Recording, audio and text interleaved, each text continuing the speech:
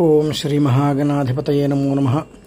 సర్వవ్యాధి ప్రశమనం, సర్వమృత్యు నివారణం, అన్ని రకాల వ్యాధుల్ని నిర్మూలనం చేసి అత్యంత భయానకమైనటువంటి మృత్యుప్రదమైన దోషాన్ని కూడా నిర్వీర్యం చేసేటువంటిది మహారుద్ర భస్మాభిషేకం. ఆగస్టు 2వ తారీఖు ఆషాఢ బహుళ త్రయోదశి ఆరుద్ర నక్షత్రం శుక్రవారం రోజునాడు సర్వమానవాళి క్షేమాన్ని కోరి మన భారతీయ శంకర పీఠమునందు కొలువై ఉన్నటువంటి త్రయంబకేశ్వర స్వామి వారికి ప్రత్యేకంగా 24,000 పిడకలని భస్మంగా చేసి ఆ భస్మంతో ఈశ్వరుడికి మహాభస్మాభిషేకం చేయి సంకల్పం జరిగినది.